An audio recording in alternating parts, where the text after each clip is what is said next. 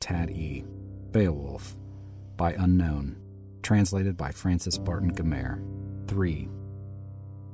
Thus seething unceasing the son of Halef-Dana, with the woe of these days, not wisest men assuaged his sorrow too sore to anguish, loathly and long that lay on his folk, most baneful and burdens and bales of the night. This heard in his home he Iolach's thane, great among Geats of Grendel's doings. He was the mightiest man of valor in that same day of this our life, stalwart and stately. A stout wave-walker he bade make ready. Yon battle-king, said he, far o'er the swan road, he fain would seek. The noble monarch who needed men. The prince's journey by prudent folk was little blamed, though they loved him dear. They wedded the hero and hailed good omens. And now the bold one from bands of Geats, comrades chose the keenest of warriors, ere he could find, with 14 men, the sea wood he sought, and sailor proved, led them on the land's confines. Time had now flown, afloat was the ship boat under bluff. On board they climbed warriors ready, waves were churning sea with sand. The sailors bore on the breast of the bark their bright array, their mail and weapons. The men pushed off on its willing way the well-braced craft, then moved o'er the waters by might of the wind, that bark like a bird with breast of foam, till in season due, on the second day, the curved prow such course had run that sailors now could see the land, sea cliffs shining, steep high hills, headlands broad. Their haven was found, their journey ended. Up then quickly the Weders, clansmen climbed ashore, anchored their seawood with armor clashing and gear of battle. God they thanked, on passing in peace o'er the pass of the sea. Now saw from the cliff a shielding clansman, a warden that watched the water's side, how they bore o'er the gangway glittering shields, war gear and readiness. Wonder seized him to know what manner of men they were. Straight to the strand his steed he rode, Hrothgar's henchman. With hand of might he shook his spear and spake in parley.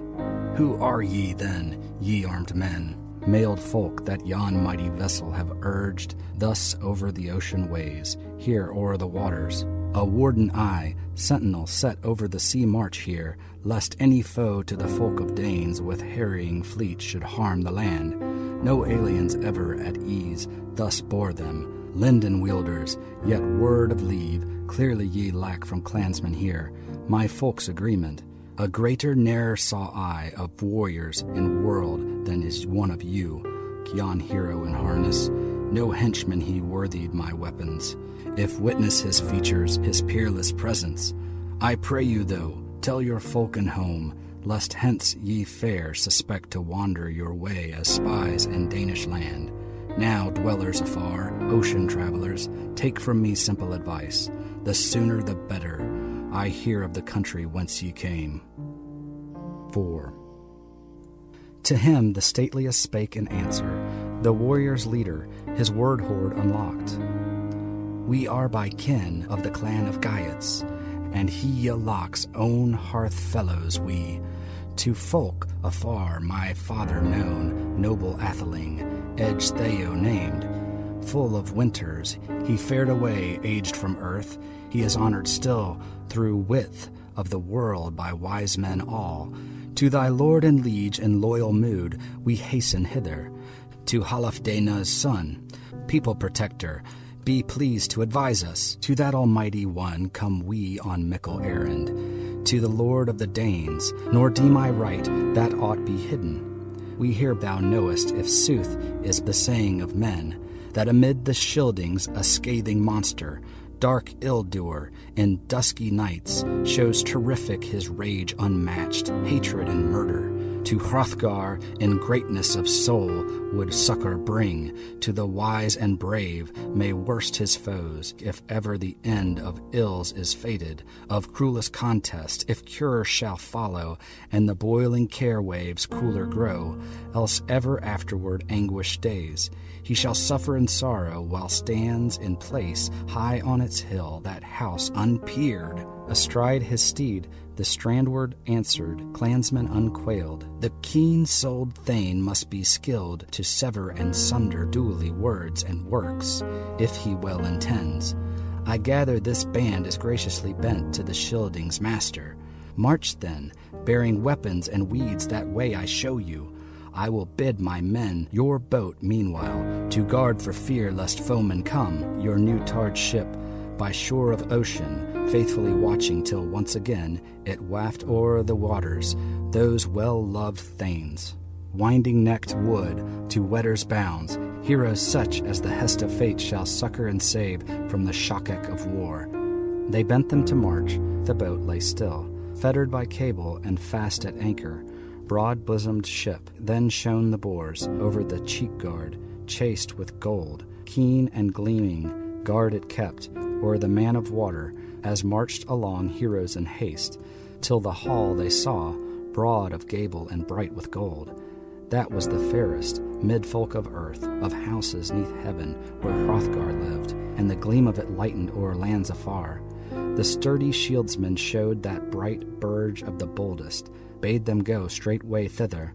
His steed then turned, hardy hero, and hailed them thus, "'Tis time that I fare from you, Father Almighty, in grace and mercy guard you well, save in your seekings. Seaward I go, 'gainst hostile warriors hold my watch." 5. Stone bright the street, it showed the way to the crowd of clansmen. Corselets glistened, hand-forged, hard on their harness bright. The steel ring sang as they strode along in mail of battle and marched to the hall. There, wary of ocean, the wall along they set their bucklers, their broad shields down and bowed them to bench. The breastplates clanged, war gear of men, their weapons stacked, spears of the seafarers stood together, gray-tipped ash, that iron band was worthily weaponed. A warrior proud asked of the heroes, their home and kin, "Whence now bear ye burnished shields, harness gray and helmets grim, spears in multitude? Messenger I, Hrothgar's herald, heroes so many, ne'er met I as strangers of mood so strong. 'Tis plain that prowess not plunged into exile for high-hearted valor. Hrothgar ye seek." Him the sturdy in war bespake with words. Proud Earl of the Wedders answer made, hardy neath helmet, "He alocks, we fellows at board, I am Beowulf named. I am seeking to say to the son of Halafdena the mission of mine to thy master lord, the doughty prince, if he deign it all grace that we greet him, the good one now." Wulfgar spake, the Wendels' chieftain, whose might of mind to many was known, his courage and counsel.